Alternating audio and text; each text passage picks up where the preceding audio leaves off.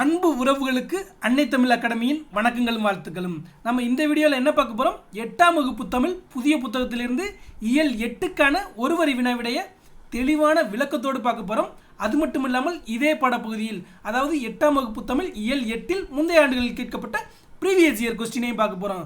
So வீடியோவை skip பண்ணாமல் முழுமையாக பாருங்கள். பொது தமிழ் பாடத்தில் 95 மதிப்பெண்களுக்கு மேலே எளிமையாக பெறலாம். வாங்க பாடப்பகுதிக்கு செல்வோம். 8ஆம் வகுப்பு புதிய புத்தகம் இயல் 8 இதில் என்னென்ன தலைப்புகள் கீழே நம்மளுக்கு பாடப்பகுதி இருக்குது அப்படின்னு ஃபஸ்ட்டு பார்த்துருவோம். பாருங்கள், திருமூலர் எழுதிய ஒன்றே குலம் என்னும் பாடப்பகுதி, குணங்குடி மஸ்தான் சாஹிப் எழுதிய மெய்னான ஒளி என்னும் பாடப்பகுதி, அயோத்திதாசர் சிந்தனைகள் என்னும் உரைநடை பகுதி, புதுமை பித்தன் எழுதிய மனித எந்திரம் என்னும் சிறுகதை பகுதி, யாப்பு இலக்கணம் என்ற இலக்கண பகுதி பார்க்க போகிறோம். அதுக்கப்புறம் கடைசியாக திருக்குறள் பார்க்க போகிறோம். இது மட்டும் இல்லாமல் இதே பகுதியில் கேட்கப்பட்ட ப்ரீவியஸ் இயர் கொஸ்டினையும் பார்க்க போகிறோம். வாங்க வினாவிடைக்கு செல்வோம். ஒன்றே குலம், கேள்வி எண் 1 பாருங்க.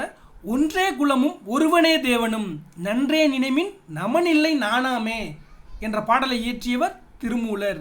ஒன்றே குலமும் ஒருவனே தேவனும் நன்றே நினைமின் நமனில்லை நானாமே என்ற பாடலை இயற்றியவர் திருமூலர். ஒன்றும் கிடையாது,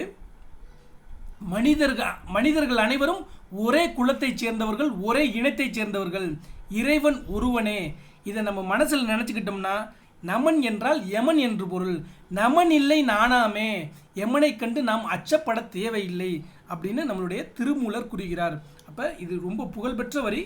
ஒன்றே குலமும் ஒருவனே தேவனும் என்ற பாடலை இயற்றியவர் திருமூலர். கேள்வி எண் 2 பாருங்க. நடமாட கோவில் நம்பர்க்கு ஒன்று ஈயில் படமாட கோவில் பகுவதற்கு அது ஆமே என்ற பாடலை இயற்றியவர் திருமூலர். நடமாட கோயில் நம்பர்க்கு ஒன்று ஈயில், நம்பர் என்றால் அடியார் என்று பொருள். அதாவது நடமாடும் கோயிலாகிய அடியவர்களுக்கு ஒன்று ஈயில் நாம் கொடுத்து வந்தால் படமாட கோயில் பகவர்க்கு அது ஆகுமே, கோவிலில் இருக்கும் இறைவனுக்கு கொடுத்ததற்கு சமம் அப்படிங்கிறத நம்மளுடைய திருமூலர் அவர்கள் குறிப்பிடுகிறார். அப்போ நடமாட கோயில் நம்பர்க்கு ஒன்று ஈயில் படமாட கோயில் பகவதற்கு அது ஆமே என்ற பாடலை இயற்றியவர் திருமூலர். கேள்வி எண் 3 பாருங்க. சொல்லும் பொருளும். நமன் என்பதன் பொருள் யமன், சித்தம் என்பதன் பொருள் உள்ளம், நம்பர் என்பதன் பொருள் அடியார், நானாமே என்பதன் பொருள் கூசாமல், உய்மின் என்பதன் பொருள் ஈடேறுங்கள், ஈயில் என்பதன் பொருள் வழங்கினால், படமாட கோவில் என்பதன் பொருள் படங்கள் அமைந்த மாடங்களை உடைய கோவில். இதில் நல்லா பார்த்துங்க. நமன் என்பதன் பொருள் யமன், நம்பர் என்பதன் பொருள் அடியார், நம்பர் என்பதன் பொருள் அடியார், ஈயில் அப்படின்னா வழங்கினால். அடுத்து கேள்வி எண் 4 பாருங்க. 63 நாயன்மார்களுள் ஒருவராகவும் 14 சித்தர்களுள் ஒருவராகவும் கருதப்படுபவர் திருமூலர். 63 நாயன்மார்களுள் ஒருவராகவும் 14 சித்தர்களுள் ஒருவராகவும் கருதப்படுபவர் திருமூலர். கேள்வி எண் 5. திருமந்திரம் நூலின் ஆசிரியர் திருமூலர். திருமந்திரம் நூலின் ஆசிரியர் திருமூலர். திருமந்திரம் எத்தனை பாடல்களை கொண்டது? 3000 பாடல்கள். திருமந்திரம் 3000 பாடல்களை கொண்டது. தமிழ் 3000 என்று அழைக்கப்படும் நூல் திருமந்திரம். தமிழ் 3000 என்று அழைக்கப்படும் நூல் திருமந்திரம். அதாவது திருமந்திரம் நூல் 3000 பாடல்களை கொண்டதால் இது தமிழ் 3000 என்று அழைக்கப்படுகிறது. கேள்வி எண் 8 பாருங்க. 12 திருமுறைகளில் 10ஆம் திருமுறையாக உள்ள நூல் திருமந்திரம். 12 திருமுறைகளில் 10ஆம் திருமுறையாக உள்ள நூல் திருமந்திரம். நம்மளுக்கு கேள்விகள் இப்படி கூட கேட்பாங்க. திருமந்திரம் 12 திருமுறைகளில் எத்தனையாவது திருமுறையாக உள்ளது அப்படின்னு கேட்பாங்க. 10ஆம் திருமுறையாக திருமந்திரம் இருக்கு அப்படிங்கிறத தெரிஞ்சுக்குங்க. அடுத்து பாருங்க, புத்தக பின்பக்க வினாக்கள் பார்க்குறோம். சரியான விடையை தேர்ந்தெடுத்து எழுதுக. அறநெறியில் வாழ்பவர்கள் உயிரை கவர வரும் டேஸை கண்டு அஞ்ச மாட்டார்கள், நமனை கண்டு. நமன் என்றால் யமன் என்று பொருள். கேள்வி எண் 10. ஒன்றே டேஸ் என்று கருதி வாழ்வதே மனித பண்பாகும். ஒன்றே குலம் என்று கருதி வாழ்வதே மனித பண்பாகும். கேள்வி எண் 11 பாருங்க. நமன் இல்லை என்னும் சொல்லை பிரித்து எழுத கிடைப்பது நமன் கூட்டல் இல்லை. நம்பர்க்கு அங்கு என்பதனை சேர்த்து எழுத கிடைக்கும் சொல் நம்பர்க்கங்கு. அடுத்து மெய்ஞான ஒளி எனும் பாடப்பகுதியின் கீழே நம்ம வினாக்கள் பார்க்க போகிறோம். கேள்வி எண் 13 பாருங்க. கள்ளக்கருத்துக்களை கட்டோடு அறுத்தவருக்கு உள்ளிருக்கும் மெய்ஞான ஒளியே பராபரமே என்ற பாடலின் ஆசிரியர் குணங்குடி மஸ்தான் சாஹிப். கள்ளக்கருத்துக்களை கட்டோடு அறுத்தவருக்கு உள்ளிருக்கும் மெய்ஞான ஒளியே பராபரமே என்ற பாடலின் ஆசிரியர் குணங்குடி மஸ்தான் சாஹிப். அடுத்து சொல்லும் பொருள் பாருங்கள். பகராய் என்பதன் பொருள் தருவாய். ஆனந்த வெள்ளம் என்பதன் பொருள் இன்பப் பெருக்கு. பராபரம் என்பதன் பொருள் மேலான பொருள். அறுத்தவருக்கு என்பதன் பொருள் நீக்கியவருக்கு. கேள்வி எண் 15 பாருங்க. குணங்குடி மஸ்தான் சாஹிபுவின் இயற்பெயர் சுல்தான் அப்துல் காதர். குணங்குடி மஸ்தான் சாஹிபுவின் இயற்பெயர் சுல்தான் அப்துல் காதர். கேள்வி எண் 16 பாருங்க. சதுரகிரி, புறாமலை, நாகமலை முதலிய மலைப்பகுதிகளில் தவம் ஏற்றி ஞானம் பெற்றவர் சுல்தான் அப்துல் காதர். கேள்வி எண் 17. சுல்தான் அப்துல் காதர் இயற்றிய நூல்கள் எக்காலக்கண்ணி, மனோன்மணி கண்ணி, நந்தீஸ்வர கண்ணி. சுல்தான் அப்துல் காதர் இயற்றிய நூல்கள் எக்காலக்கண்ணி, மனோன்மணி கண்ணி, நந்தீஸ்வர கண்ணி. கேள்வி எண் 18 பாருங்க. மெய்ஞான ஒளி என்னும் பாடப்பகுதி எந்த தொகுப்பிலிருந்து எடுக்கப்பட்டது? குணங்குடியார் பாடற்கோவை. அப்போ மெய்ஞான ஒளி என்னும் நாம் பார்த்த பாடப்பகுதி குணங்குடியார் பாடற்கோவை என்னும் பாடப்பகுதியிலிருந்து என்னும் தொகுப்பிலிருந்து எடுக்கப்பட்டது. அடுத்து புத்தக பின்பக்க வினாக்கள். சரியான விடையை தேர்ந்தெடுத்து எழுதுக. கேள்வி எண் 19. மனிதர்கள் தம் டேஸ் தீய வழியில் செல்ல விடாமல் காக்க வேண்டும். ஐம்பொறிகளை தீய வழியில் செல்ல விடாமல் காக்க வேண்டும். ஞானியர் சிறந்த கருத்துக்களை மக்களிடம் டேஸ் பகர்ந்தனர். ஆனந்த வெள்ளம் என்னும் சொல்லை பிரித்து எழுத கிடைப்பது ஆனந்தம் கூட்டல் வெள்ளம்.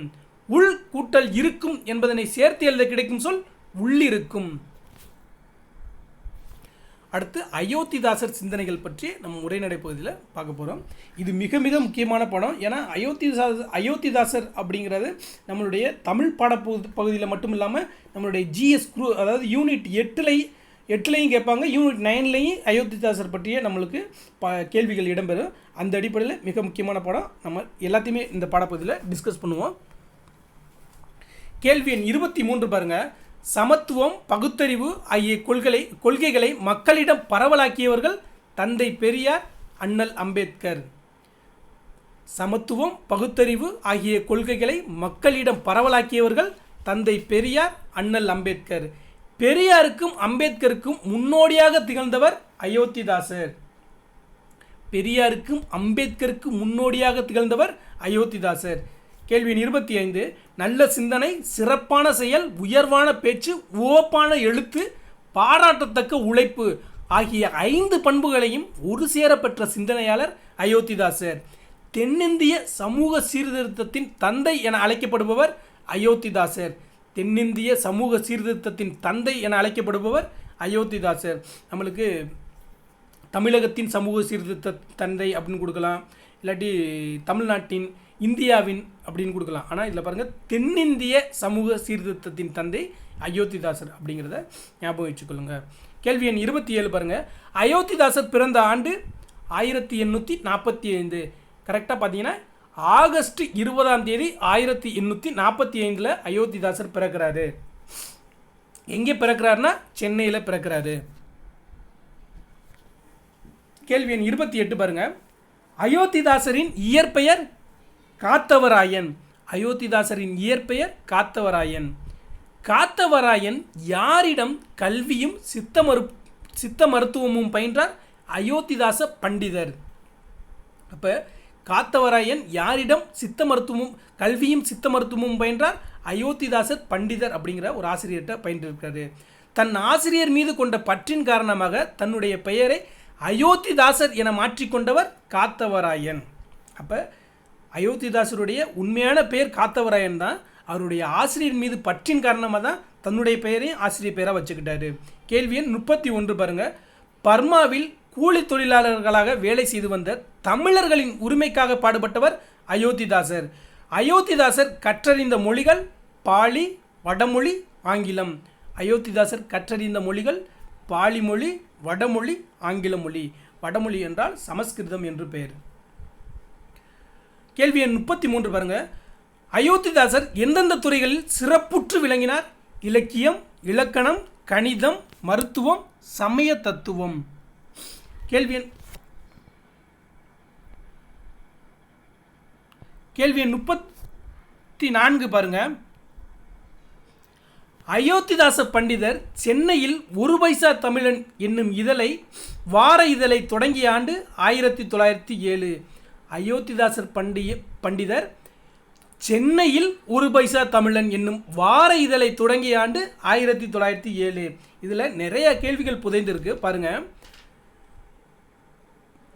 அப்போ ஒரு பைசா தமிழன் என்னும் நாளிதழ் யார் அதை தொடங்கினார்? அயோத்திதாசர் பண்டிதர் தொடங்கினார். அது எந்த இதழ்? வார இதழ். மாத இதழ்னு சொல்லலாம், இல்லாட்டி திணை இதழ்னு சொல்லலாம். இது வார இதழ். எங்கே தொடங்கினார்? சென்னையில் தொடங்கினார். எந்த ஆண்டு தொடங்கினார்? 1907. அப்போ அயோத்திதாசரின் இதழ் பேர் என்ன? ஒரு பைசா தமிழன். அப்போ இவ்வளோ இந்த அப்ரோச்சில் நம்ம படிக்கணும். அப்போ அயோத்திதாசர் பண்டிதர் சென்னையில் ஒரு பைசா தமிழன் என்னும் வார இதழை தொடங்கிய ஆண்டு 1907. 1908 ஒரு பைசா தமிழன் இதழின் பெயர் எவ்வாறு மாற்றப்பட்டது? தமிழன் என்று பெயர் மாற்றப்பட்டது. 1908 ஒரு பைசா தமிழன் இதழ் எவ்வாறு பெயர் மாற்றப்பட்டது? தமிழன் இதழ் என்று பெயர் மாற்றப்பட்டது. இதை காலனா விலையில் இதை விற்கிறாரு அப்படிங்கிறத நம்ம புத்தகத்திலே கொடுக்குறாங்க. இந்த ஒரு பைசா தமிழன் இதழ் காலனா விலையில் விற்றார். ஏன்னா நம்மளுக்கு புத்தகத்தில் இதுவே கேள்வியாக கேட்டிருக்காங்க. இப்போ பின்னால் நீங்கள் ப்ரீவியஸ் இயர் கொஸ்டின் பார்க்கும்போது இதை பற்றி உங்களுக்கு டீட்டெயில்டாக பார்ப்போம். அவர் விற்ற விலை காலனா. கேள்வி 37 பாருங்கள். ஒரு மனிதனின் அறிவு வளர்ச்சி பெற வேண்டுமானால் கல்வி அறிவு அவசியம் என கருதியவர் அயோத்திதாசர் பண்டிதர். நிலவு நாளும் மலர்ந்து முழு நிலவாக ஒளி வீசுவது போல் கல்வி நிறுவனங்களில் அறிவை வளர்க்கும் நூல்கள் கற்பிக்கப்பட வேண்டும் என கூறியவர் அயோத்திதாசர் பண்டிதர். நிலவு நாளும் மலர்ந்து முழு நிலவாக ஒளி வீசுவது போல் கல்வி நிறுவனங்களில் அறிவை வளர்க்கும் நூல்கள் கற்பிக்கப்பட வேண்டும் என கூறியவர் அயோத்திதாசர் பண்டிதர். கேள்வி 39 பாருங்க. கல்வியோடு கைத்தொழில், வேளாண்மை, தையல், மரம் வளர்த்தல் போன்றவற்றையும் கற்க வேண்டும் என கூறியவர் அயோத்திதாசர் பண்டிதர். சங்ககால பெண்களைப் போலவே இக்கால பெண்களும் கல்வி கற்று தம் வாழ்க்கையை தாமே அமைத்துக் கொள்ளும் உரிமையை பெற வேண்டும் என கூறியவர் அயோத்திதாசர் பண்டிதர். அப்போ சங்ககால பெண்களோடு அவர் ஒப்பிடுறாரு. சங்ககால பெண்களைப் போலவே இக்கால பெண்களும் கல்வி பெற்று தம் வாழ்க்கையை தாமே அமைத்துக் கொள்ளும் உரிமையை பெற வேண்டும் என கூறியவர் அயோத்திதாசர் பண்டிதர். மக்கள் அனைவரும் அன்பு கொண்டு வாழ வேண்டும். கோபம், பொறாமை, பொய், களவு போன்றவற்றை தன் வாழ்விலிருந்து நீக்கி வாழ வேண்டும் என கூறியவர் அயோத்திதாசர். பிறர் உயிர்களுக்கு துன்பம் செய்யக்கூடாது, மேலும் மதியை அளிக்கும் போதைப் பொருட்களை கையாளக்கூடாது என கூறியவர் அயோத்திதாசர். கேள்வி 43 பாருங்க. ஒரு குடும்பம் அன்பும் ஆறுதலும் நிறைந்தால் அக்குடும்பம் வாழும் ஊர் முழுவதும் அன்பும் ஆறுதலும் பெறும். ஊர்கள் அன்பும் ஆறுதலும் பெருமானால் நாடு முழுவதும் அன்பும் ஆறுதலும் பெற்று திகழும். இத்தகைய நாட்டில் புலியும் பசுவும் ஒரே நீர்த்துறையில் நீர் அருந்தும் என கூறியவர் அயோத்திதாசர். ஒரு குடும்பத்தில் அன்பு ஆறுதலும் பிறந்தா அவங்க வாழக்கூடிய ஊர்லேயும் அன்பு ஆறுதலும் பெறும். அந்த ஊர் அன்பு ஆறுதலும் பெறஞ்சா நாடு அன்பும் ஆறுதலும் பெறும். அப்படியே ஒரு நாட்டில் புலியும் பசுவும் ஒரே நீர்த்துறையில் நீர் அருந்தும் அப்படின்னு நம்முடைய அயோத்திதாசர் குறிப்பிடுகிறார். கேள்வி 44 பாருங்க. மக்களுள் மாமனிதராக, அறிவாற்றல் பெற்றவராக, நன்னெறியை கடைபிடிப்பவராக இருக்கும் தலைவரை வணக்கத்திற்கு உரியவராக மக்கள் ஏற்பார்கள், கடவுள் என்று துதிப்பார்கள் என கூறியவர் அயோத்திதாசர். அப்போ தலைவரை வணக்கத்திற்கு உரியவராக மக்கள் ஏற்பார்கள், கடவுள் என்று துதிப்பார்கள் என கூறியவர் அயோத்திதாசர். கேள்வி 45 பாருங்க. வானம் பொய்ப்பதற்கு காரணம் ஒழுக்கமுள்ள ஞானிகள் இல்லாமையே. நல்ல குடிமக்கள் இல்லாத நாட்டுக்கு இயற்கை கூட உதவாது என கூறியவர் அயோத்திதாசர். வானம் பொய்ப்பதற்கு காரணம் ஒழுக்கமுள்ள ஞானிகள் இல்லாமையே என கூறியவர் அயோத்திதாசர். அயோத்திதாசர் தமது கொள்கைகளை வலியுறுத்தவும் ஒடுக்கப்பட்டோர் உரிமைகளை பாதுகாக்கவும் உருவாக்கிய அமைப்பு திராவிட மகாஜன சங்கம். அப்போ அயோத்திதாசர் அவர்கள் ஒடுக்கப்பட்டோர் உரிமைகளை பாதுகாக்க தொடங்கிய அமைப்பு திராவிட மகாஜன சங்கம் 1892 தொடங்குறாரு. இது நம்ம பாட புத்தகத்திலே இருக்கிற தகவல். அப்போ திராவிட மகாஜன சங்கத்தை உருவாக்கியவர் அயோத்திதாசர். இதுலேயே ஆதி திராவிட மகாஜன சங்கம் அப்படின்னு ஒரு சங்கம் இருக்கும். அதை ரெட்டமலை சீனிவாசன் அவர்கள் உருவாக்கியிருப்பார். நமக்கு ஜிஎஸ்ல இந்த 2 கேள்விகளுமே மாறி மாறி நம்மளுக்கு கேட்பாங்க.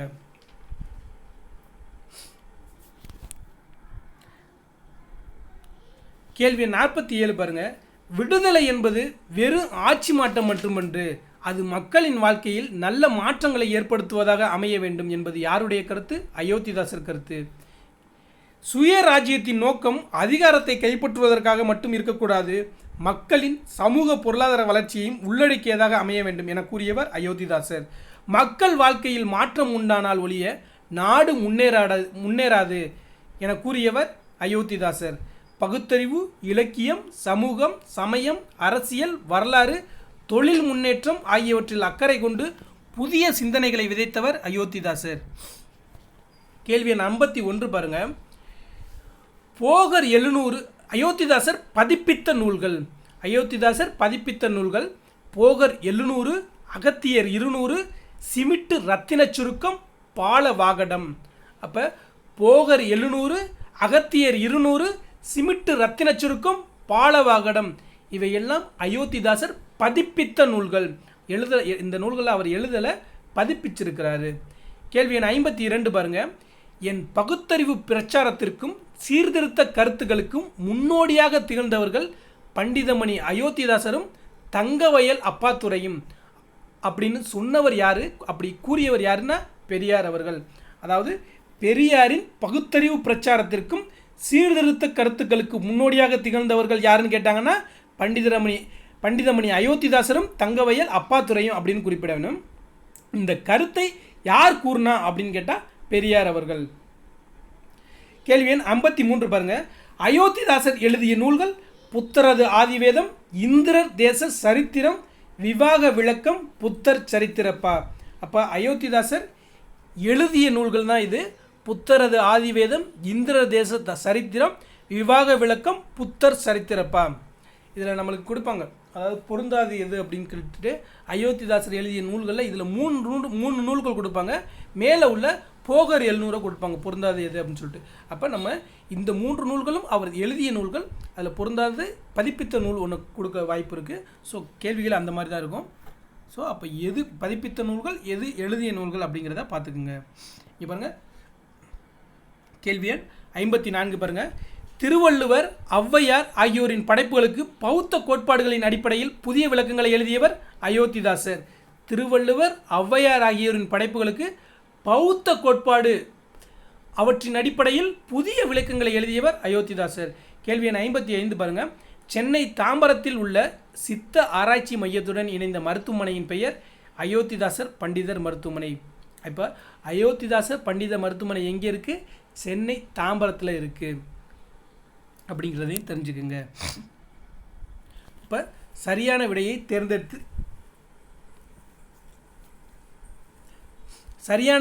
தேர்ந்தெடுத்து எழுதுக.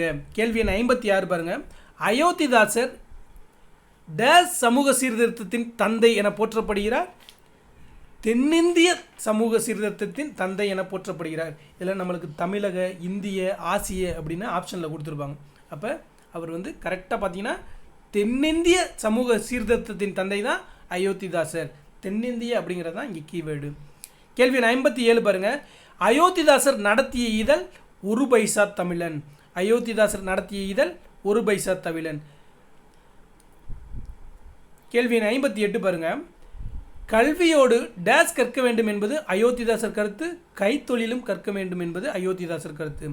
அயோத்திதாசரின் புதுமையான சிந்தனைகளுக்கு அடித்தளமாக அமைந்தது அவரது டேஸ் ஆழ்ந்த படிப்பு. மக்களின் ஒழுக்கத்துடன் தொடர்புடையது மலை. மக்களின் ஒழுக்கத்துடன் தொடர்புடையது மலை. அடுத்து மனித எந்திரம் என்னும் பாடப்பகுதியில் வினாக்கள் பார்க்க போகிறோம். கேள்வி எண் 61 பாருங்க. மனித எந்திரம் சிறுகதையின் ஆசிரியர் புதுமைப்பித்தன். மனித எந்திரம் சிறுகதையின் ஆசிரியர் புதுமைப்பித்தன். மாகாணி, வீசம் ஆகிய போன்றவை அக்காலத்தில் வழக்கில் இருந்த டேஸ் பெயர்களாகும், அளவை பெயர்களாகும். மாகாணி, வீசம் என்பது அளவை பெயர்களாகும். அணா, சல்லி, துட்டு என்பது அக்காலத்தில் வழக்கத்தில் இருந்த டேஸ் பெயர்களாகும், நாணய பெயர்களாகும். அப்போ அணா, சல்லி, துட்டு என்பது நாணய பெயர்களை குறிக்கும். 16 அணாக்கள் கொண்டது 1 ரூபாய். 16 அணாக்கள் கொண்டது 1 ரூபாய். இன்றும் பேச்சு வழக்கில் அரை ரூபாயை டேஸ் என்றும் கால் ரூபாயை டேஸ் என்றும் கூறுகின்றனர். அரை ரூபாயை 8 அணா என்றும் கால் ரூபாயை 4 அணா என்றும் கூறுவோம். அதாவது 50 பைசா முன்னால் பார்த்தீங்கன்னா 50 பைசாவை 8 அணா அப்படின்னு சொல்லுவாங்க. 25 பைசாவை 4 அணா அப்படின்னு சொல்லுவாங்க. அப்போ அப்போ 16 அணா அப்படின்னா 1 ரூபா அப்படின்னு முன்னால் நம்ம அழைச்சிக்கிட்டு இருந்தோம். நம்மளுடைய பெற்றோர்கள், நம்மளுடைய தாத்தாமார்கள்லாம் இந்த மாதிரி தான் நாணயங்களை அழைச்சாங்க. கேள்வி எண் 66 பாருங்கள். சிறுகதை மன்னன் என்று போற்றப்படுபவர் புதுமைப்பித்தன். சிறுகதை மன்னன் என்று போற்றப்படுபவர் புதுமைப்பித்தன். புதுமைப்பித்தனின் இயற்பெயர் சோ விருதாச்சலம். புதுமைப்பித்தனின் இயற்பெயர் சோ விருதாச்சலம். சிறுகதைகளில் புது புது உத்திகளை கையாண்டவர் புதுமைப்பித்தன். சிறுகதைகளில் புது புது உத்திகளை கையாண்டவர் புதுமைப்பித்தன். அவர் 100க்கும் மேற்பட்ட சிறுகதைகளை படைத்திருக்கிறாரு. சில திரைப்படங்களுக்கு கதை உரையாடலாம் எழுதியிருக்கிறாரு. புதுமைப்பித்தனின் சிறுகதைகளுள் புகழ்பெற்றவை எது? கடவுளும் கந்தசாமி பிள்ளையும், சாப விமோசனம், பொன்னகரம், ஒரு நாள் கழிந்தது. அப்போ கடவுளும் கந்தசாமியும் என்ற நூலின் ஆசிரியர் புதுமைப்பித்தன். சாப விமோசனம் என்ற நூலின் ஆசிரியர் புதுமைப்பித்தன். பொன்னகரம் என்னும் நூலின் ஆசிரியர் புதுமைப்பித்தன். ஒரு நாள் கழிந்தது என்னும் நூலின் ஆசிரியர் சிறுகதையின் ஆசிரியர் புதுமைப்பித்தன். டேஸ் இதழில் வெளியான புதுமைப்பித்தனின் மனித எந்திரம் என்ற சிறுகதை இங்கு தரப்பட்டுள்ளது. மணிக்கொடி இதழில் வெளியான புதுமைப்பித்தனின் மனித எந்திரம் என்னும் சிறுகதை இப்போ நம்ம பார்த்தது. அடுத்து யாப்பு இலக்கணம் என்ற பாடப்பகுதியின் கீழே வினாக்கள் பார்க்க போகிறோம். கேள்வி எண் 71 பாருங்கள். குறிப்பிட்ட வடிவத்தில் இலக்கணத்திற்கு உட்பட்டு எழுதப்படும் கவிதைகளை டேஸ் என்பர்? மரபு கவிதைகள் என்பர். அதாவது இலக்கணத்திற்கு உட்பட்டு எழுதப்படும் கவிதைகள் மரபு கவிதைகள். இலக்கண கட்டுப்பாடுகளின்றி கருத்துக்கு மட்டும் முதன்மை கொடுத்து எழுதப்படும் கவிதைகளை புது கவிதைகள் என்பர். அப்போ இலக்கணம் இல்லாமல், இலக்கண கட்டுப்பாடு இல்லாமல் கருத்துக்கு முக்கியத்துவம் கொடுத்து எழுதப்படும் கவிதைகள் புது கவிதைகள். மரபு கவிதைகள் எழுதுவதற்கு இலக்கணம் எது? யாப்பு இலக்கணம். மரபு கவிதைகள் எழுதுவதற்கான இலக்கணம் யாப்பு இலக்கணம். இப்போ கேள்வி எண் 74 பாருங்கள். யாப்பு இலக்கணத்தின்படி செய்யுளுக்கு உரிய உறுப்புகள் எத்தனை? 6. யாப்பு இலக்கணத்தின்படி செய்யுளுக்கு உரிய உறுப்புகள் எத்தனை? 6. அது என்னென்னு பாருங்கள். எழுத்து, அசை, சீர், தலை, அடி, தொடை. இதுதான் 6 யாப்பின் உறுப்புகளான 6 பார்க்குறோம். எழுத்தசை, சீர், தலை, அடி, தொடை. கேள்வி எண் 75 பாருங்கள். யாப்பிலக்கணத்தின்படி எழுத்துக்களை டேஸ் என பிரிப்பர்? 3ஆக பிரிப்பர். யாப்பிலக்கணத்தின்படி எழுத்துக்கள் எத்தனை வகைப்படும்? 3 வகைப்படும். அது என்னன்னு பாருங்கள். குறில், நெடில், ஒற்று. அப்போ யாப்பிலக்கணத்தின்படி எழுத்து 3 வகைப்படும். அவை குறில், நெடில், ஒற்று. எழுத்துக்கள் ஒன்றோ சிலவோ சேர்ந்து அமைவது அசை. அசை எத்தனை வகைப்படும்? 2 வகை. ஒன்று நேரசை, இன்னொன்று நிறையசை. குறில் அல்லது நெடில் எழுத்து தனித்து வந்தாலும் ஒற்றுடன் சேர்ந்து வந்தாலும் அது நேரசை எனப்படும். குறில் அல்லது நெடில் எழுத்து தனித்து வந்தாலும் ஒற்றுடன் சேர்ந்து வந்தாலும் அது நேரசை எனப்படும். நம்மளுக்கு ஒரு சில சொற்களை கொடுத்துட்டு அசை பிரித்து எழுதுக அப்படின்னு கொடுப்பாங்க. அப்போ நேர், தேமா, நிறை, நேர், புளிமா அப்படிலாம் பார்ப்போம் இல்லையா? அப்போ இதுக்கு நம்ம இதை கண்டிப்பாக தெரிஞ்சு வச்சுக்கணும். இப்போ பாருங்கள். குறில் தனித்து வருது நான். அதே மாதிரி குறில் ஒற்றோடு வருது நம். அடுத்து நெடில் தனித்து வருது நான். அப்போ நெடில் ஒற்றோடு வருது அது நாம். அப்போ இது எல்லாமே நேரசையை சேர்ந்தது. கேள்வி எண் 79 பாருங்கள். கேள்வி எண் 79. 2 குறில் எழுத்துக்கள் அல்லது குறில் நெடில் எழுத்துக்கள் இணைந்து வந்தாலும் அவற்றுடன் ஒற்றெழுத்து சேர்ந்து வந்தாலும் டேஸ் எனப்படும்? நிறையசை எனப்படும். பாருங்கள். 2 குறில் எழுத்துக்கள். கட என்பது 2 குறில் எழுத்துக்கள். குறில் நெடில் எழுத்துக்கள் இணைந்து வந்தாலும், அப்போ பாருங்கள். கடா குறில் எழுத்து வந்திருக்கு, நெடில் எழுத்து வந்திருக்கு. அப்போ இப்படி வந்தாலும் இல்லை 2 குறில் எழுத்துக்களுடன் ஒற்று வந்தாலும், குறில் நெடில் எழுத்துக்களுடன் ஒற்று வந்தாலும் அது நிறையசை எனப்படும். இல்லை பாருங்கள்.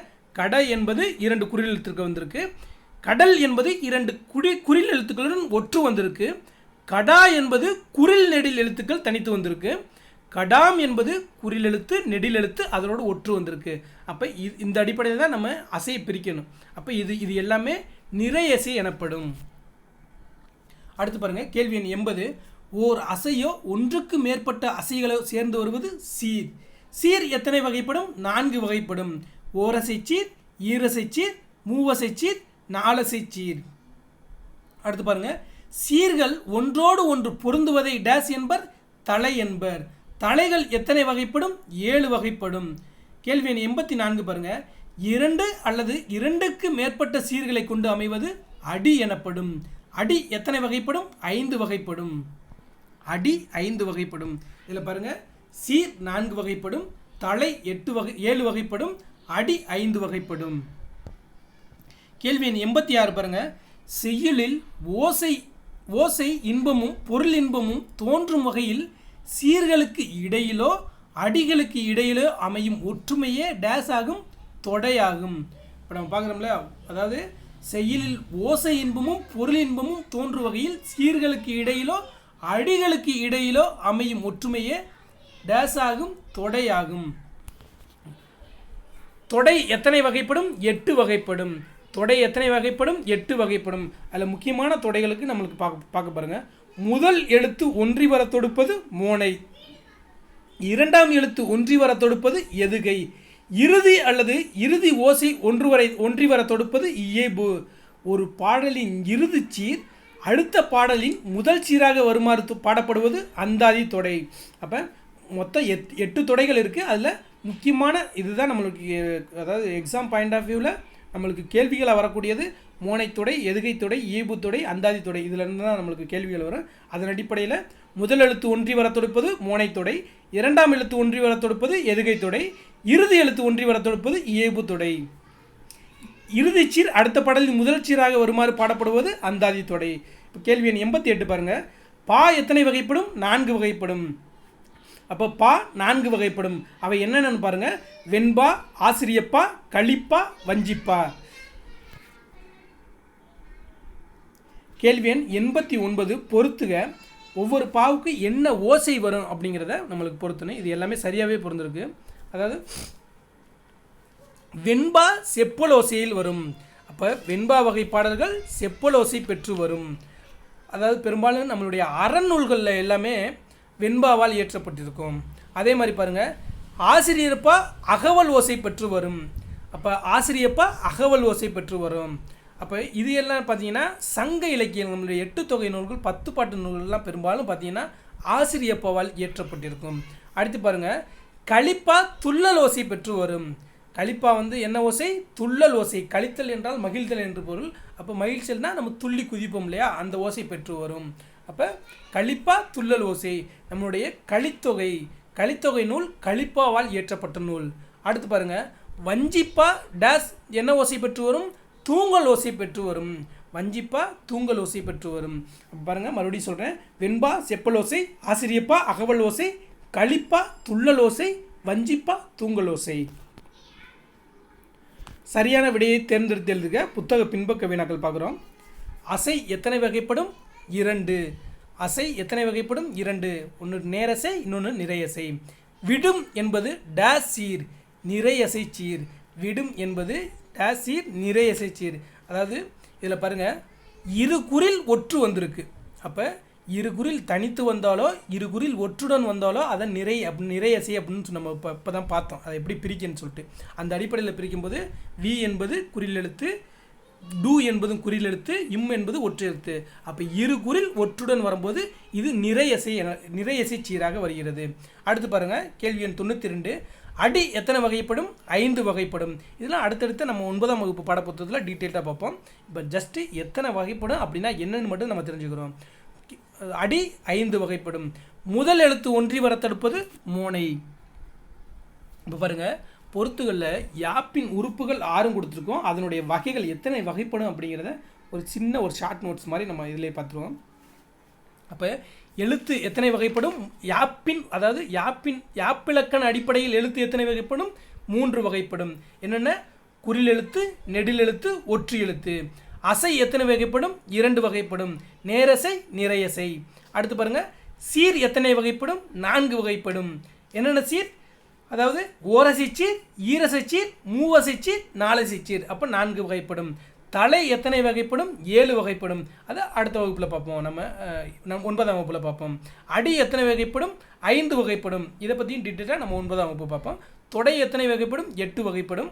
அதில் முக்கியமான தொடைகளாக தான் பார்த்தோம். மோனை, எதுகை, இயைபு, அந்தாதி தொடை அப்படிங்கிறத பார்த்தோம். அப்போ தொடை 8 வகைப்படும். அப்போ பாருங்கள், மறுபடியும் எழுத்து 3 வகைப்படும், அசை 2 வகைப்படும், சீர் 4 வகைப்படும், தலை 7 வகைப்படும், அடி 5 வகைப்படும், தொடை 8 வகைப்படும். கேள்வி எண் 94 பாருங்க. நெறிமுறை தவறாது நீதி வழங்கும் தலைவனை மக்கள் துன்பம் போக்கும் இறை என்றும் இருளை அகற்றும் ஒளி என்றும் கொண்டாடுவர் என்று கூறியவர் அயோத்திதாசர். கேள்வி எண் 95 கலைச்சொல் அறிவோம் அப்படிங்கிற பாடப்பகுதியில் நாம் பார்க்குறோம். சேரிட்டி என்பதன் தமிழாக்கம் தொண்டு, சைன் என்பதன் தமிழாக்கம் ஞானி, பிலாசபி என்பதன் தமிழாக்கம் தத்துவம், இன்டெகிரிட்டி என்பதன் தமிழாக்கம் நேர்மை, ரேஷனல் என்பதன் தமிழாக்கம் பகுத்தறிவு, ரீஃபார்ம் என்பதன் தமிழாக்கம் சீர்திருத்தம். ஸோ இதுவரைக்கும் நம்ம 8ஆம் வகுப்பு இயல் 8க்கான ஒரு வரி வினாவிடைய தெளிவான விளக்கத்தோடையே பார்த்துட்டோம். இந்த அடிப்படையில் நீங்கள் பார்த்தாவே உங்களுக்கு கண்டிப்பாக நீங்கள் 95 மதிப்பெண்களுக்கு மேலே பெற முடியும், எளிமையாக பெற முடியும். அதாவது குறைந்த நேரத்திலேயே நம்ம எளிமையாக படிக்கிறதுக்கு தான் உங்களுக்கு உதவி, அந்த மாதிரி உதவி பண்ணும் நோக்கில், வீட்டிலேருந்தே படிக்கிறவங்களுக்கு உதவி பண்ணும் நோக்கில் தான் இந்த வீடியோக்கள் நாங்கள் அப்லோட் பண்ணிட்டு வரோம். ஸோ இது போன்ற வீடியோக்களை நீங்கள் தொடர்ச்சியாக்கான அன்னை தமிழ் சேனலுக்கு சப்ஸ்கிரைப் பண்ணுங்கள். உங்களுக்கு தெரிஞ்ச நண்பர்களுக்கு இதை ஷேர் பண்ணுங்கள். நீங்கள் கொடுக்கக்கூடிய ஒவ்வொரு கமெண்ட்ஸ், ஒவ்வொரு லைக்ஸ், ஒவ்வொரு ஷேருமே இன்னும் இது வந்து பல பேருக்கு உதவி போய் சேர்றதுக்கு உதவியாக இருக்கும். ஸோ இந்த வீடியோக்கள் வந்து உங்களுக்கு வீட்டிலேருந்தே படிக்கிறவங்களுக்கு மிக மிக உதவியாக இருக்கும். அதே மாதிரி நீங்கள் ரிவிஷன் பண்ணுறீங்கன்னா இதனுடைய ஸ்பீடை வந்து நார்மல் ஸ்பீடாக இருந்தால் ப்ளேபேக் ஸ்பீடை வந்து 1.5 வச்சுட்டு ரிவிஷன் பண்ணுறதுக்கும் உங்களுக்கு எளிமையாக இருக்கும். நீங்கள் ட்ராவல் பண்ணும்போது கேட்கலாம், இல்லை வீட்டில் வேலை பார்த்துக்கிட்டு இருக்கும்போது கேட்கலாம். ஸோ அந்த மாதிரி அடிப்படையில் தான் இந்த வீடியோக்கள் ரொம்ப உங்களுக்கு பிபிடியில் நம்ம தொகுத்து வழங்குகிறோம். உங்களுக்கு நல்லா பார்க்கும்போதே உங்களுக்கு நல்லா மைண்டில் போய் மெமரி ஆகணும். அதே மாதிரி நம்ம உச்சரிக்கும் போது உங்களுடைய காதில் போய் அப்படியே கேட்டுக்கிட்டே இருக்கணும். ஸோ திரும்ப திரும்ப கேட்கும்போது ஆட்டோமேட்டிக்காக உங்களுக்கு எக்ஸாமில் வந்து அப்படியே நானே பக்கத்தில் உட்காந்துட்டு உங்களுக்கு சொல்லிக் கொடுக்குறது மாதிரி உங்களுக்கு ஒரு ஃபீல் ஆகும். ஸோ இது மாதிரி வீடியோக்களை தொடர்ந்துக்கான அன்னை தமிழ் சேனலை சப்ஸ்கிரைப் பண்ணுங்கள். வாங்க அடுத்த பாடப்பகுதி பார்ப்போம். திருக்குறள். இப்போ நம்ம திருக்குறள் சம்பந்தமான கேள்விகள் பார்க்க போகிறோம். கேள்வி எண் 96 பாருங்கள். காண முயலெய்த அம்பினில் யானை பிழைத்த வேல் ஏந்தலினிது என்ற திருக்குறளில் பயின்று ஒரு மணி பிரிது மொழிதல் அணி. காண முயலெய்த அன்பினில் யானை பிழைத்த வேல் ஏந்தலினிது என்ற குறளில் பயின்று ஒரு மணி பிரிது மொழிதல் அணி. அதாவது ஒரு ஓமையை மட்டும் கூறி சொல்ல வந்த கருத்தை சொல்கிறது தான் பிரிது மொழிதல் அணி எனப்படும். இதில் பாருங்கள், ஒரு முயலுக்கு எய்த அம்பையும் யானைக்கு எய்த அம்பையும் பற்றி குறிப்பிட்டு இங்கே ஒரு ஓமையை குறிப்பிடுறாரு. அப்போ பெரிய முயற்சியை நாம் மேற்கொள்ள வேண்டும் அப்படின்னு வள்ளுவர் குறிப்பிடுகிறார். அப்படி ஓமையை குறிப்பிட்டு ஒரு சொல்ல வந்த கருத்தை சொல்வது பிரிது மொழிதல் அணி எனப்படும். அப்போ இதில் காண முயலெய்த அம்பினில் யானை பிழைத்தவேல் ஏந்தலினிது என்ற குறளில் பயின்று ஒரு மணி பிரிது மொழிதல் அணி. அடுத்து பாருங்கள், கேள்வி எண் 97. ஆண்மையின் கூர்மையாக வள்ளுவர் கூறுவது பகைவருக்கும் துன்பம் வரும்போது உதவி செய்தலை ஆண்மையின் கூர்மை என்று வள்ளுவர் கூறுகிறார். அதாவது ஆண்மையின் கூர்மையாக வள்ளுவர் எதை கூறுகிறாரு? பகைவருக்கு துன்பம் வரும்போது நம்ம உதவி செய்கிறத ஆண்மையின் கூர்மையாக கூறுகிறார். அதாவது 2 விஷயம் சொல்லுவார். பகைவரை எதிர்த்து நிற்பது ஆண்மை என்று வள்ளுவர் குறிப்பிடுவார். அதே மாதிரி அந்த ஆண்மையின் கூர்மை என்ன? பகைவர் கஷ்டப்படும் போது அவருக்கு உதவி செய்வது தான் அந்த ஆண்மையின் கூர்மை அப்படின்னு வள்ளுவர் குறிப்பிடுவார். அடுத்து பாருங்கள், கேள்வி எண் 98. நவிழ்தோறும் நூல் நயம் போலும் பயில்தோறும் பண்புடையாளர் தொடர்பு குறளில் பயின்று ஒரு மணி ஓமை அணி. இதில் போல் அப்படிங்கிறது போலும் என்ற ஓம உறுப்பு வந்து வெளிப்படையாக வந்துச்சுன்னா அது ஓமை அணி. நம்ம நிறைய இடத்துல பார்த்துருக்கோம்.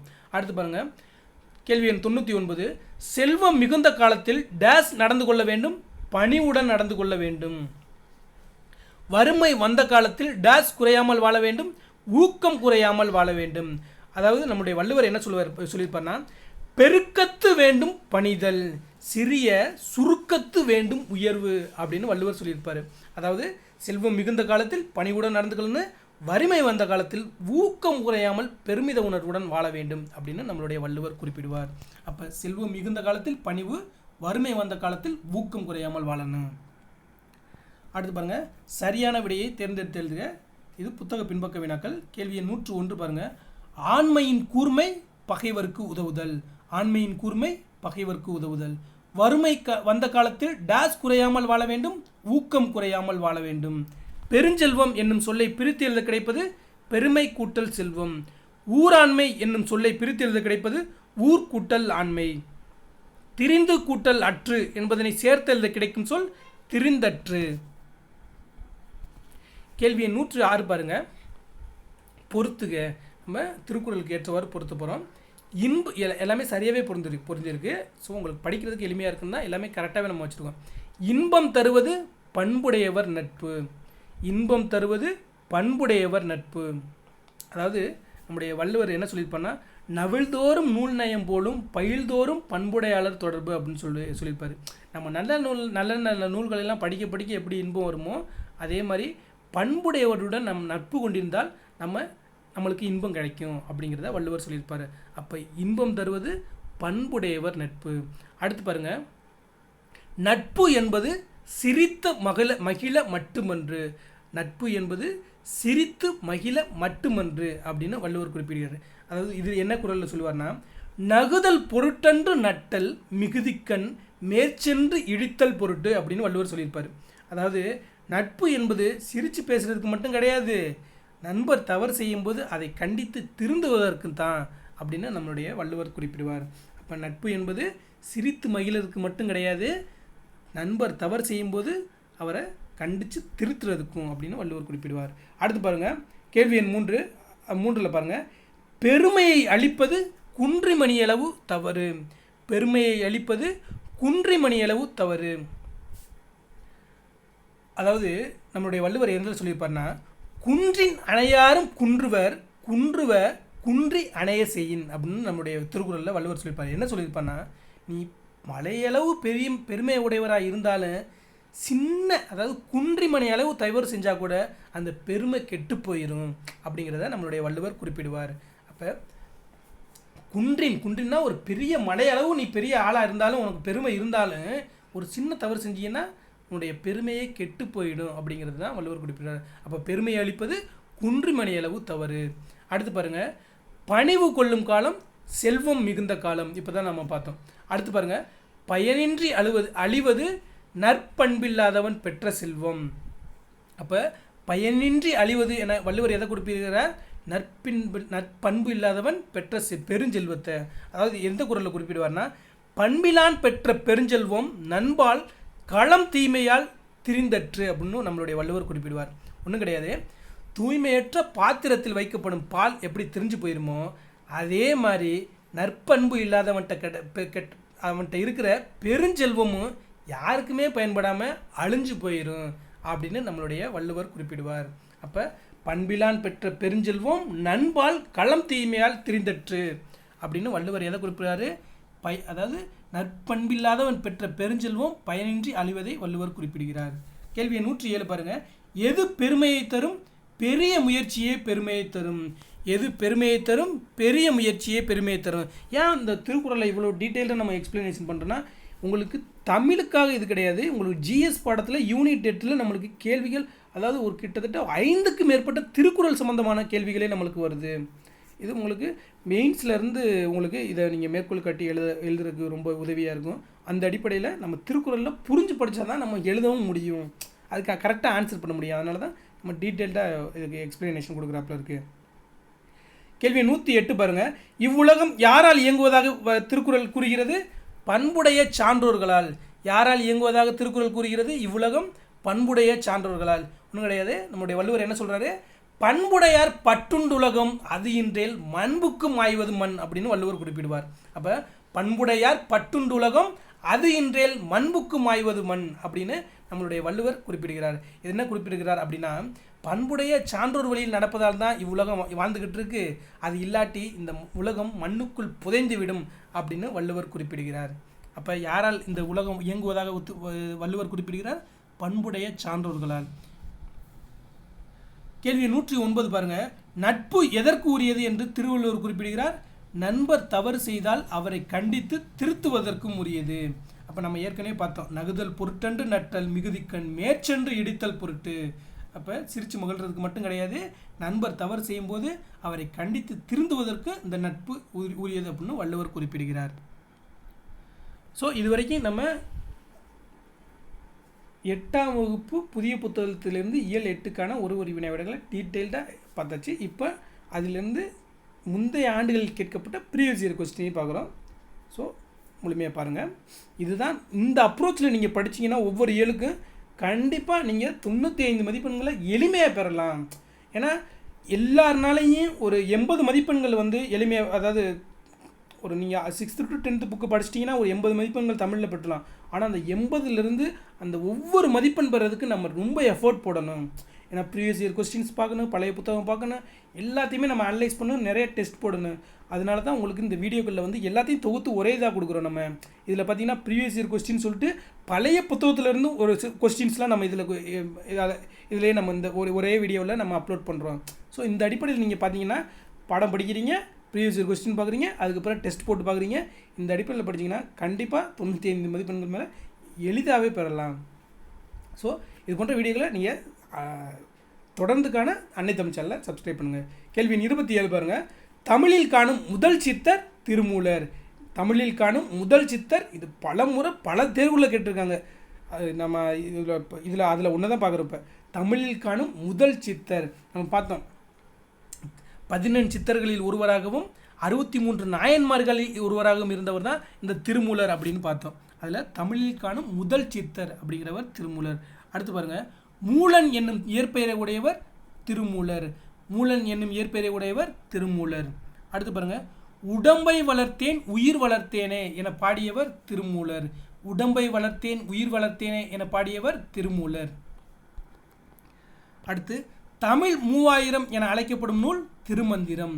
தமிழ் 3000 என அழைக்கப்படும் நூல் திருமந்திரம்.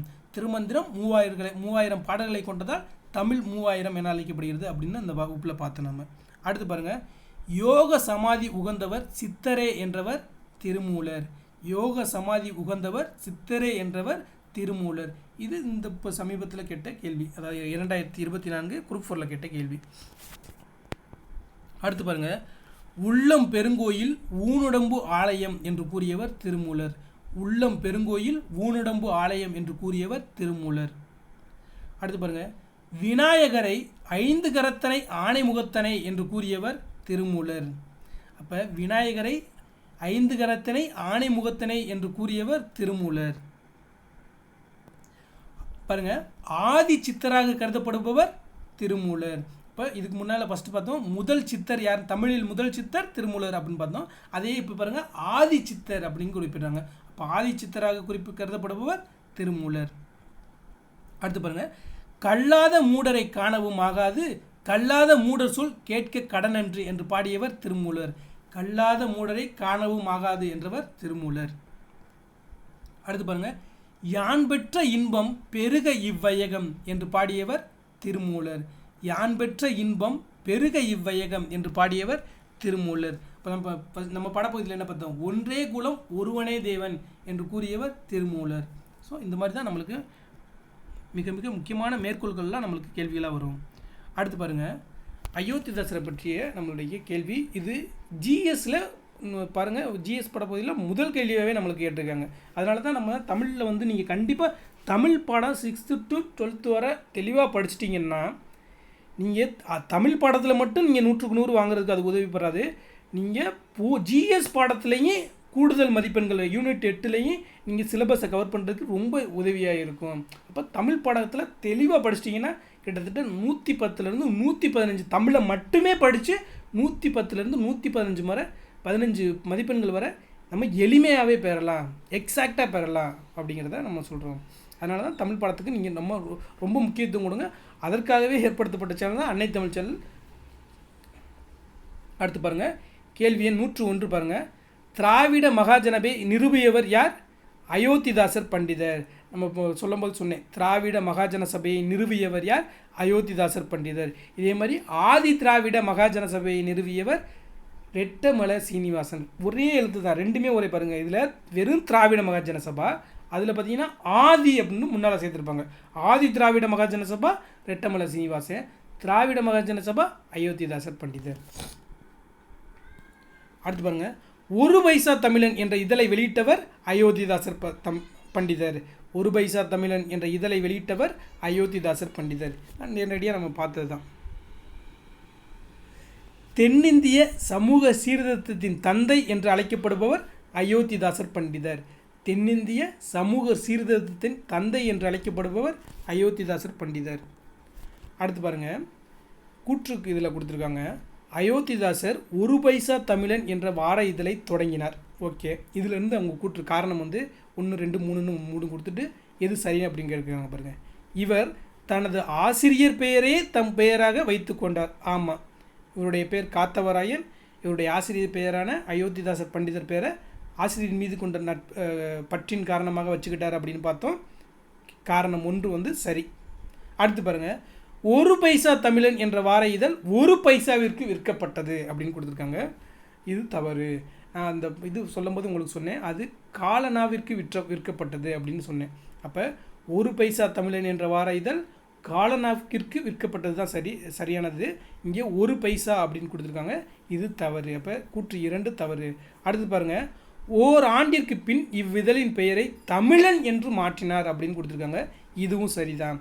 அப்போ அயோத்திதாசர் 1 பைசா தமிழன் இதழை 1907 தொடங்கியிருப்பார். 1900 ஒரு வருஷத்துக்கு அப்புறம் 1908 அதை 1 பைசா தமிழன் என்ற பெயரை தமிழன் என்று பெயர் மாட்டியிருப்பார். அதுதான் இங்கே கொடுத்துருக்காங்க. அப்போ காரணம் 3 சரி. அப்போ இதுக்கு சரியான விடை கூற்றும் காரணம் 1 3 சரி, 2 மட்டும் தவறு. அப்போ காரணம் என்ன? இங்கே 2 என்ன கொடுத்துருக்காங்க? 1 பைசா தமிழன் என்ற வார இதழ் 1 பைசாவிற்கு விற்கப்பட்டது அப்படிங்கிறது மட்டும் தவறு. அப்போ இதுக்கு சரியான விடை ஆப்ஷன் டி. அடுத்து பாருங்கள், தமிழ் மொழியில் நவீன கதை இலக்கியத்தினை தொடக்கத்திலேயே செழுமைப்படுத்தியவர் புதுமை பித்தன். இது 2024 கேட்கப்பட்ட கேள்வி. தமிழ் மொழியில் நவீன கதை இலக்கியத்தினை தொடக்கத்திலேயே செழுமைப்படுத்தியவர் புதுமை பித்தன். அடுத்து பாருங்கள், கதையை வாசிப்பது நமது சிந்தனையின் சலனத்தை ஊக்குவிப்பதற்கு ஒரு தூண்டுகோல் என கூறியவர் புதுமை பித்தன். கதையை வாசிப்பது நமது சிந்தனையின் சலனத்தை ஊக்குவதற்கு ஒரு தூண்டுகோல் என கூறியவர் புதுமை பித்தன். இது நம்ம +2 இருக்குது இந்த தகவல், இதில் இருக்குது. ஸோ இப்போயே நம்ம படிச்சுக்கிட்டோம்னா அடுத்து நம்ம படிக்கும்போது உங்களுக்கு ரிவிஷன் மாதிரி இருக்கும். ஜஸ்ட் நம்மளுக்கு ஏன்னா பெரும்பாலும் பார்த்தீங்கன்னா பழைய புத்தகத்துலேருந்து அப்படியே நம்மளுக்கு கேட்ட கேள்வியே ரிப்பீட்டடாக ஒரு 20 கொஸ்டின் வரும். அந்த அடிப்படையில் நம்ம இதெல்லாம் ஈஸியாகவே நம்ம அப்ரோச் பண்ணிடலாம். அடுத்து பாருங்கள், அகவலோசையை உடையப்பா ஆசிரியப்பா. அப்போ அகவலோசையை உடையப்பா ஆசிரியப்பா இப்போ தான் நம்ம பார்த்தோம். அப்போ வெண்பா செப்பலோசையை பெற்று வரும் அப்படின்னு பார்த்தோம். களிப்பா துள்ளலோசையை பெற்று வரும் அப்படின்னு பார்த்தோம். அகவலோசையை ஆசிரியப்பா அகவலோசையை பெற்று வரும். வஞ்சிப்பா தூங்கலோசையை பெற்று வரும் அப்படின்னு பார்த்தோம். அந்த அடிப்படையில் அகவலோசையை உடையப்பா ஆசிரியப்பா. அடுத்து பாருங்கள், ரேஷனல் என்ற ஆங்கில சொல்லுக்கு நேரான தமிழ் சொல்லை தேர்ந்தெடுக்க இங்கே பாருங்கள், பகுத்தறிவு, எழுத்தறிவு, பட்டறிவு, மெய்யறிவு அப்படின்னு கொடுத்துருக்காங்க. ரேஷனல் என்ற ஆங்கில சொல்லுக்கு நேரான தமிழ் சொல் பகுத்தறிவு. இப்போ இதே பாடப்பகுதியில் பார்த்துக்கலாம். அடுத்து பாருங்கள், இது முந்தைய ஆண்டுகளில் கேட்கப்பட்ட ஒரு கேள்வி. வீரமாமுனிவரை போல் எழுத்து சீர்திருத்தம் செய்தவர் அப்படின்னு கொடுத்துட்டு இங்கே அயோத்திதாசர் அப்படின்னு விடை கொடுத்துருக்காங்க. இது புத்தகத்தில் எங்கேயும் இந்த மாதிரி தகவல் இருக்கிற மாதிரி தெரியல. ஜஸ்ட்டு நீங்கள் இதை தெரிஞ்சுக்கோங்க.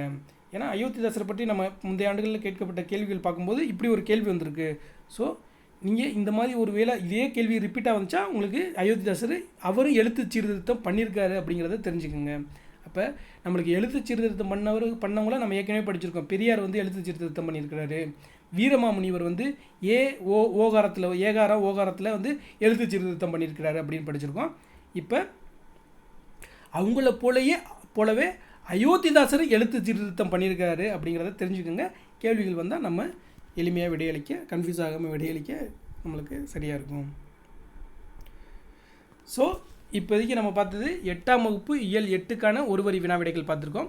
இது வரைக்கும் நம்ம 6ஆம் வகுப்பு இயல் 1 முதல் 9 வரை நம்ம ஒவ்வொரு இயலுக்கும், அதாவது 6ஆம் வகுப்புக்கு புதிய புத்தகம், பழைய புத்தகம், முந்தைய ஆண்டுகள் கேட்கப்பட்ட கேள்விகள் அப்படின்னு தொகுத்து வழங்கியிருக்கோம். அதே மாதிரி 7ஆம் வகுப்புக்கு புதிய புத்தகம், முந்தைய ஆண்டுகள் கேட்கப்பட்ட கேள்விகள். 8ஆம் வகுப்புக்கும் இப்போ முழுமையாக முடிக்க போகிறோம். இன்னும் ஒரே ஒரு இயல் தான் பாக்கி இருக்குது. நம்ம 9ஆம் வகுப்புக்கு இயல் வந்து 1 முதல் 6 வரை தொகுத்து வழங்கிட்டோம். ஸோ இந்த வீடியோக்களை நீங்கள் தொடர்ச்சியாக பாருங்கள். கண்டிப்பாக பொது தமிழில் 95 மதிப்பெண்கள் மேலே எளிமையாக பெறலாம். இந்த அப்ரோச்லேயே நீங்கள் படிச்சுடுவாங்க. லெசன் படிக்கிறீங்க, ப்ரீவியஸ் இயர் கொஸ்டின் பார்க்குறீங்க, டெஸ்ட் கொஸ்டின்ஸ் போடுறீங்க. இந்த அப்ரோச்லேயே படிச்சுட்டு வாங்க. கண்டிப்பாக 95 மதிப்பெண்களுக்கு மேலே பெறலாம். இது போன்ற வீடியோக்களை தொடர்ச்சியாக அன்னை தமிழ் சேனலை சப்ஸ்கிரைப் பண்ணுங்கள். உங்கள் நண்பர்களுக்கு ஷேர் பண்ணுங்கள். அடுத்த வீடியோவில் சந்திப்போம். நன்றி, வணக்கம்.